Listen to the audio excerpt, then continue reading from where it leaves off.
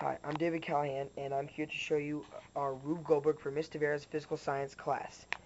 This is our Rube Goldberg, and I'm going to explain to you each action in our Rube Goldberg. The first action is the quarter drop.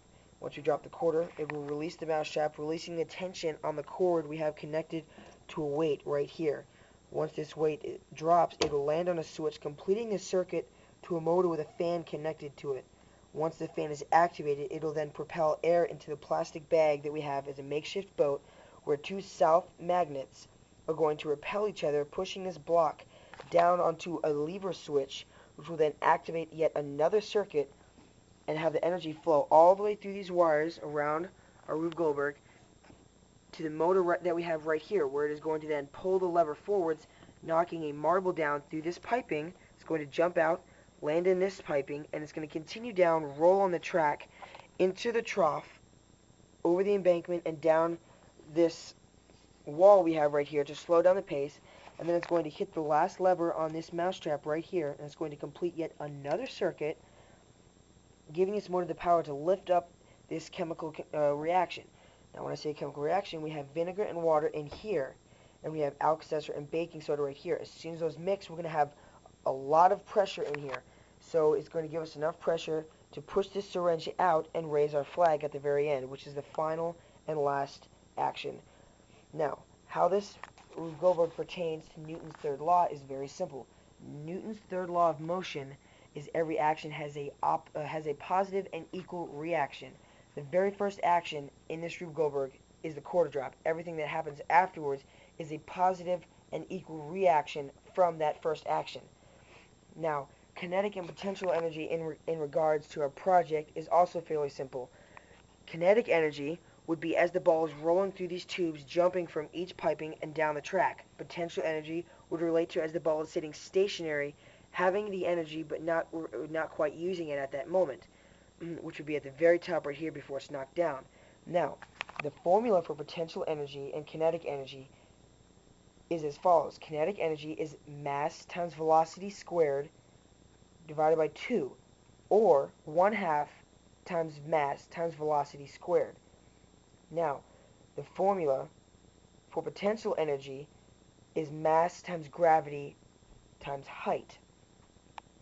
And easy calculations. As soon as you calculate how fast it's going down through the trough, you can take that formula, plug in the information, you can find exactly how fast it's going. Take the height, the mass of the marble, and then you square it, and then that's how much potential energy you have for the marble. Now, the formula for speed is the total distance traveled over the total time taken to travel that distance. And acceleration is much the same thing. Acceleration is the velocity final minus the velocity initial divided by the time it took for the marble to go the distance. Very similar, even though they're strongly different formulas, they're very similar. Often people get acceleration and speed mixed up. The formula for force is mass times acceleration. Fairly simple. We can use it to calculate all the different force actions. For example, right here would be a force action. Right here would also be a force action with it hitting the marble to knock it down. Now, those are just examples of how force is used in our Rube Goldberg. Circuits that we have in our Rube Goldberg, we have many. We have one right here that starts all the way down here and ends up here. We have one that's right here. It's very short. The battery's right there and the circuit's right there. And then we have one for right here. An example of what a circuit would look like, a parallel circuit in particular, is this right here. With the proper symbols and everything, that's what a parallel circuit should look like. We have, like I was showing you the circuits, we also have machines in our circuits as well. This is an example of a pulley machine, as well as this right here, and this can technically be classified as a wedge machine. Now, continuing on, the laws of conservation of energy. Big word, huh?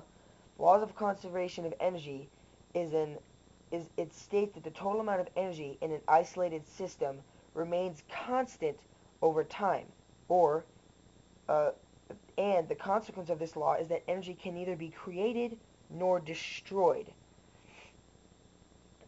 Now, different types of energy in our Rube Goldberg is we have mechanical energy, we have electric energy, and we have chemical energy. I'll start off with the easiest. Chemical energy is right here.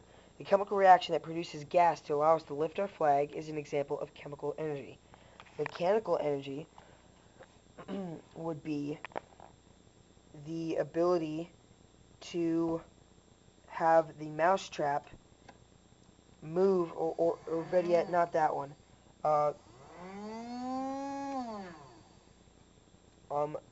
Example of mechanical energy would be the mousetrap, allowing this to drop on the switch to activate the circuit.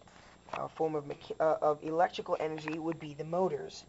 That's a fine example. As soon as the circuit's connected, we have an example of electrical energy. Now, why machines are not 100% effective is because the resistance on the mechanical parts inside the machine prevent it from going 100%.